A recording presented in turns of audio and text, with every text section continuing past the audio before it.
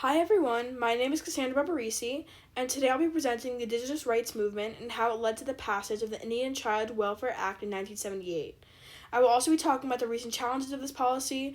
I'll explore the histories, the strengths, the limitations, and how it is still relevant and an important piece of legislation today. Alright, so a little background about the Indigenous rights movement. This movement gained a lot of momentum in the 1960s and 1970s. It was fueled by a lot of centuries of displacement, forced assimilation, and broken treaties. And one of the most harmful practices was the removal of Native children from their families and communities. One of the articles I read by the imprint found one of the researchers, Hershey's, found that somewhere between 25 and 35% of all American Indian children had been placed in adoptive homes, foster care, and or just institutions. And from this, 90% of those children were raised by non-Indians.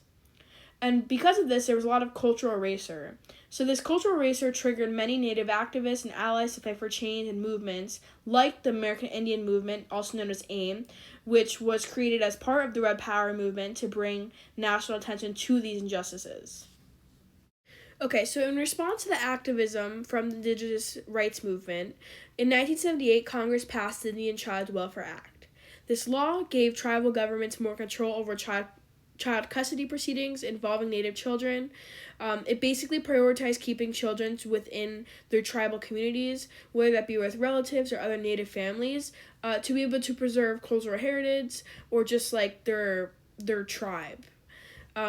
So this ICWA was very groundbreaking because it recognized that tribal nations had an inherent right to be able to protect their children and maintain their communities. It shifted almost from like the state systems where they often bias removal decisions back to the tribal authorities who understood the importance of culture and family. Okay, so some of the strengths of the ICWA. So the ICWA is considered quote unquote the gold standard in child welfare policy.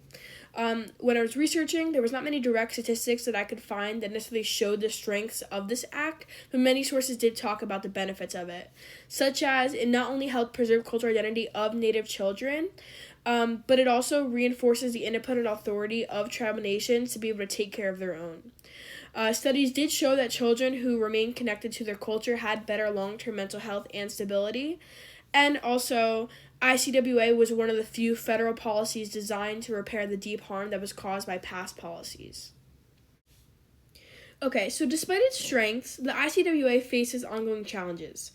For example, some states don't fully comply with the law, and tribal courts often lack the resources to enforce it.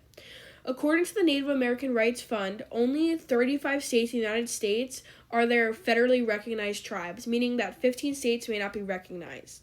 More recently, the ICWA faced a major legal test in Brackeen v. Holland in 2023, where a white adoptive couple from Texas challenged the law after being denied custody of a Native child.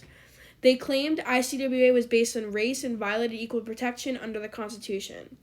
Ultimately, the case made it all the way up to the Supreme Court, which ultimately upheld the ICWA, but it revealed how vulnerable Native protections remain. Okay, so moving forward, the ICWA can be strengthened through better collaboration between state and tribal systems. Currently, there's a lot of misunderstanding or lack of communication between agencies. One of the articles I read by the American Bar, they mentioned possibly state social workers calling tribal representatives to let them know formal notice will be sent regarding a child who may be a member or eligible for membership in their tribe. Another thing is maybe funding for tribes for child welfare services, including legal representation or caseworkers. And finally, just a broader public awareness can push back against misinformation. Many people don't understand what ICWA is or why it exists, which fuels legal challenges and public skepticism. Overall, the Indigenous rights movement brought ICWA into existence, but the fight of Native children's rights continues. And it's just important to understand that. And thank you for listening.